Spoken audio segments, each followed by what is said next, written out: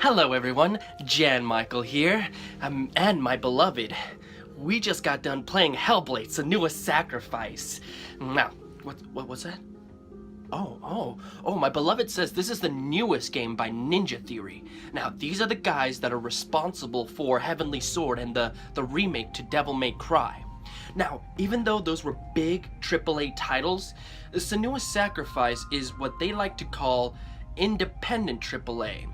This is a brand new idea that is what they call a indie game, but trying to reach the AAA status, just with a more moderate budget. I'll admit it's an interesting idea, and one that I really hope succeeds, because I would like to see more developers try things like this. But we're getting ahead of ourselves. We need to first ask the question, does Hellblade, Senua Sacrifice suck? Let's find out.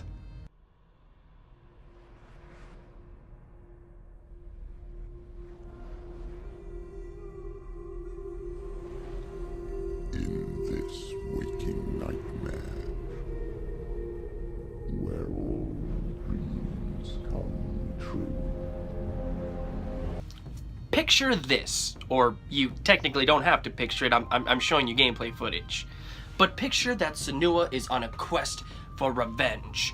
Her beloved has just been killed by an invading force. She must travel to these invaders' distant land, where she must bargain with the gods in order to let her beloved's spirit go free.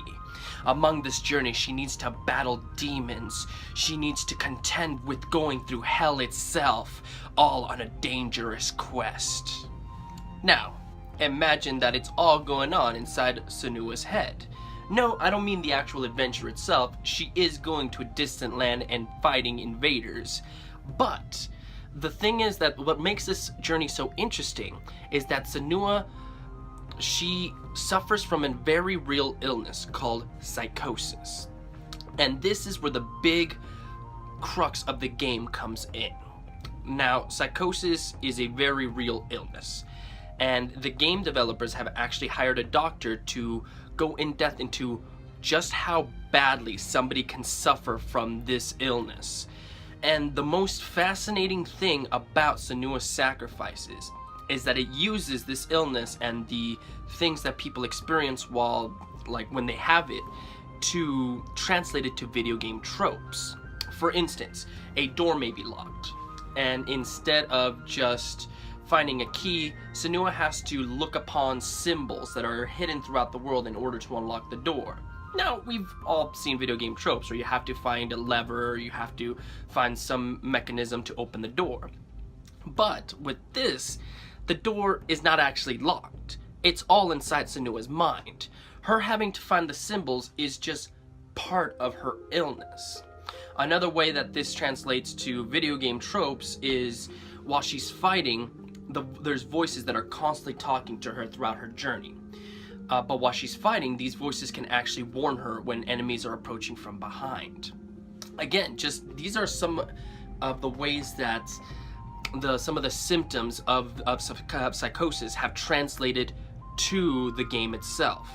And it's all done very, very well. Now, I'm no expert on psychosis, but I like what they did in order to make this seem like some grand journey.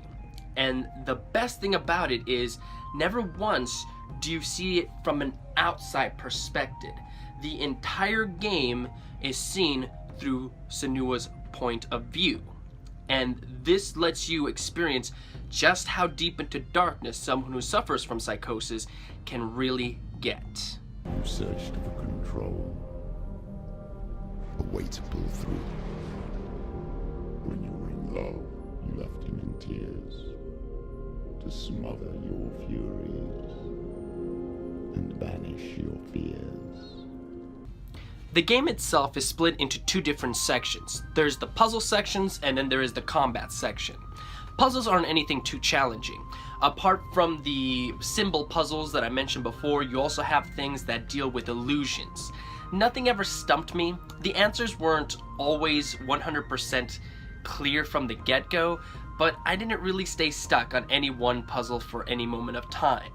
Some might find that disappointing, I thought it was okay. I liked what they did with the concept of the psychosis being implemented into the puzzles. The combat, though, on the other hand, is really where I think the game shines even further. At its basic, it's a very simple combat system. You have light and heavy attacks, dodge, block, things like that. But you can string together these moves to make combos. And as the game progresses and you get different types of enemies, you have to string together different combos to really get around some of the defenses that these people have. And when the game starts to mix these enemies together, you really have to stay on your toes. Headphones are a must while playing it. The game actually tells you about this before you start playing it. But being able to hear all of this stuff coming from around you, the voices, it really pulls you into the experience. There's also a mechanic after your first battle where if you die too many times, there's a rot that starts to creep up Senua's arm and ultimately reaches her head. Now, if it reaches her head, the game tells you that it will erase the save file. Senua's adventure comes to an end, you need to start over. And it definitely adds more intensity to the game. Now, I only really died twice in my time with Senua's sacrifice, so I don't think anybody will have too big of a problem, but just a warning in case you're worried about something like that. But in darkness they came, through stormy black seas they raided these shores. Do you still hear his screams? Where the game does tend to lack is in some of its technical aspects. For instance, I would go back and retrace areas to find lore stones. But while I retraced these steps, I would come across places where voice acting would come into play, or voice acting would repeat itself, even though there were no enemies, even though the area was clear of all puzzles and things like that. I would get constant voiceovers coming back again for no reason. There are times where I'm doing a puzzle and the music is very intense, and then I would accidentally leave the area and everything would just drop, like no sound, no nothing. So there are some technical problems there, and I heard that the PC version does suffer from a couple of areas that are that technically struggle a bit more. I played on the PS4 version, so I didn't come across anything too bad apart from what I just mentioned, but if you are playing on PC, do be aware of this. Now that you're home, he's so far away. They've taken his soul. To these gods you cannot pray. They can break you, but not your promise. Even death won't keep you apart. So does Hellblade Senua's Sacrifice suck? Of course it doesn't. It's a great game. In all honesty, I really like the mix of the mythology. I like the tale, I like the way that psychosis is implemented into the game. It's a beautiful game to look at. I like what they did with it, and to be honest, it's probably been one of my favorite gaming experiences of the year. I highly recommend that you try this game out. It's not that expensive, it's just straight up download. And what's that? What do you mean? My beloved says that ultimately it's up for you guys to decide whether the game sucks or not. What? No! What do you... Wait a minute. You're not my beloved. You're making a fool of me. Making a fool of me! You fought for love unspoiled by your darkness within. You fought for your dreams. Now there's no way to win. In the head of his corpse lies the seat of his soul. So you must carry his vessel to bring him back home.